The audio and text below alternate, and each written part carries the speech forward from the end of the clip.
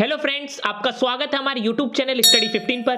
तो आज हम 19th एंड 20th मार्च के करंट अफेयर से रिलेटेड महत्वपूर्ण क्वेश्चन करने जा रहे हैं, जो आपके आने वाले एग्जाम्स के लिए बहुत ही ज्यादा महत्वपूर्ण है।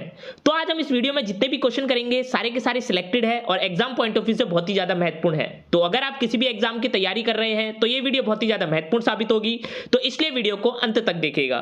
तो देरी ना करते हुए चलिए शुरुआत करते हैं आज के पहले क्वेश्चन के साथ। तो आज का पहला क्वेश्चन है, अंतरराष्ट्रीय प्रसन्नता दिवस किस दिन मनाया जाता है? तो जो ये अंतरराष्ट्रीय प्रसन्नता दिवस है, यह प्रतिवर्ष 20th मार्च को मनाया जाता है। तो इसलिए जो इसका सही आंसर है वो है 20th मार्च।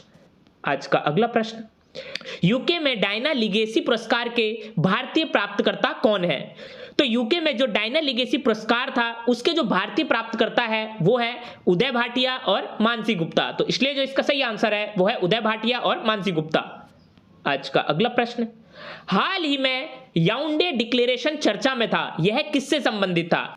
तो हाल ही में जो याउंडे डिक्लेरेशन चर्चा में था वह क्या था? मलेरिया रोग से संबंधित था। तो इसलिए जो इसका सही आंसर है वो है मलेरिया रोग। आज का अगला प्रश्न, हाल ही में डिजिटल प्लेटफॉर्म त्रिनेत्र ऐप 2.0 को किस राज्य की पुलिस ने लॉन्च किया? तो हाल ही में जो डिजिटल प्लेटफॉर्म त्रिनेत्र ऐप 2.0 था वह उत्तर प्रदेश राज्य की पुलिस ने लॉन्च किया। तो इसलिए जो इसका सही आंसर है वो है उत्तर प्रदेश। आज का अगला प्रश्न, किस देश के वैज्ञानिकों ने मंगल ग्रह पर विशाल ज्वालामुखी की खोज की जिसका नाम नॉक्टिस वोल्केनो है?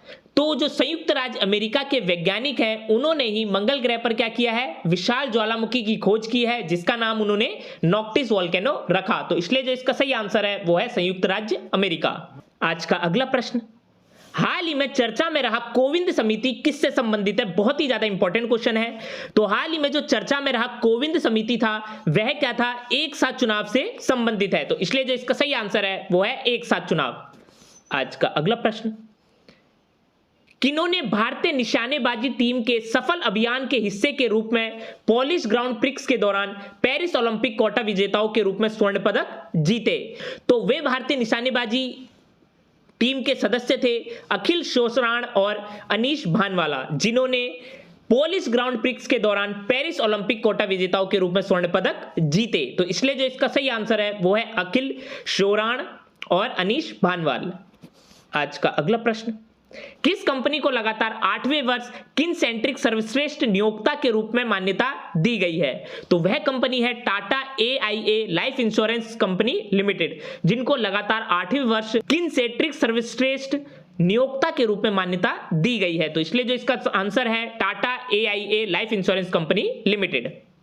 आज का अगला प्रश्न, मतदाताओं को 2024 के लोकसभा चुनावों में खड़े उम्मीदवारों के आपराधिक रिकॉर्ड की जांच करने में सक्षम बनाने के लिए भारत के चुनाव आयोग द्वारा लॉन्च किए गए मोबाइल एप्लीकेशन का नाम क्या है?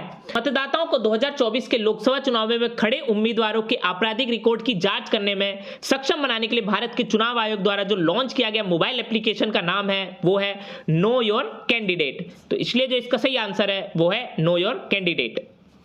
आज का अगला प्रश्न, मार्च 2024 में झारखंड के राज्यपाल के रूप में कार्य करने के साथ साथ तेलंगाना के राज्यपाल और पुडुचेरी के उपराज्यपाल का अतिरिक्त प्रभार किसे दिया गया है?